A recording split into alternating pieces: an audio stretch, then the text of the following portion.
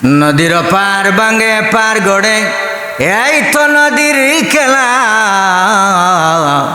সকাল বেলার ধনী রে তুই, সকাল বেলার ধনী রে তুই, ফকির সন্ধ্যা বেলা।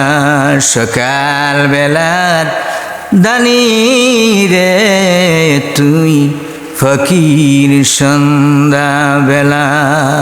এর জন্য কোন এতিম ফকির মিসকিন যদি অসহায় আপনার দরজায় যাইয়া হাঁক দেয়, তাকে শূন্য হাতে, তাকে খালি হাতে ফেরত দিবেন না, কিছু না কিছু হলে তাকে আপনি দিয়ে বিদায় দিবেন। কারণ কঠিন কিয়ামতের ময়দানে আল্লাহ পাক প্রশ্ন করবেন, রে বান্দা বান্দি, আমি তোর বাড়িতে, তোর বাসায়, আমি তোর কাছে আমি অন্য জন্য গিয়েছিলাম, বাতির জন্য গিয়েছিলাম, তোর কাছে আমি সাহায্য চেয়েছিলাম।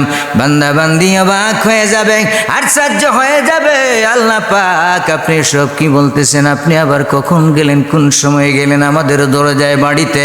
আল্লাহ পাক বলবেন, আমি যখন কোনো এতিম ফকির অসহায় মিসকিনকে তোর দরজায় পাঠিয়েছিলাম, রে বান্দা, তুই যদি তাকে কোনো কিছু না কিছু সাহায্য করতে, সহযোগিতা করতে, তার হাতে বা তালায় যদি তুই কিছু না কিছু দিতে, ওটা আমি আল্লাহ রাব্বুল আলামিনের কাছে এসে পৌঁছে যেত। তুই যখন কোনো গরিব অসহায় মিসকিনকে দান করতে, কোনো কিছু দিতে, ওটা আমি আল্লাহ রাব্বুল আলামিনের হাতে আগে এসে পৌঁছায়, তারপর আমার হাত ওই এতিম ফকির মিসকিন অসহায়দের হাতে পৌঁছে যায়। এর জন্য যার যার সমর্থন অনুযায়ী, যার যার অবস্থান থেকে সমর্থন অনুযায়ী যে যতটুকুই পারেন সাহায্য সহযোগিতা করবেন। কোনো এতিমের মনে কষ্ট দিবেন না, অসহায় ফকির গরিব মিসকিন তাদের মনের মধ্যে কষ্ট দিবেন না, আনন্দ দেওয়ার চেষ্টা করবেন। তার মুখে যদি আপনি হাসি ফুটাতে পারেন, নবীজি বলেন কঠিন কিয়ামতের ময়দানে তোর সঙ্গে আমার হাসর হয়ে যাবে। কান্দাইয়া না, কান্দাইয়া বলা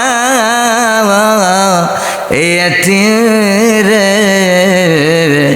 এতিম রে কান দাইলে গো খাওয়া দেবে হাসরে।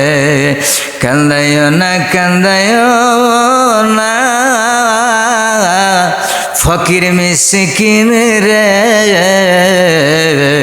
ফকির মিসকিনকে রে কান দাইলে গো খাওয়া দেবে হাসরে।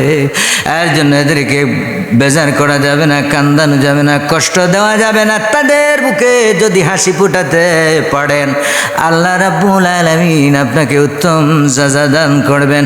এবং নবী বলেন, কোনো এতিমের মাথায় যদি আপনি হাত দেন, হাত বোলান, তাদেরকে যদি আনন্দ দেন, সাহায্য সহযোগিতা করেন, কঠিন কিয়ামতের ময়দানে নবী বলেন এরা আমার সঙ্গে, আমার উম্মতেরা একই জান্নাতে থাকবে।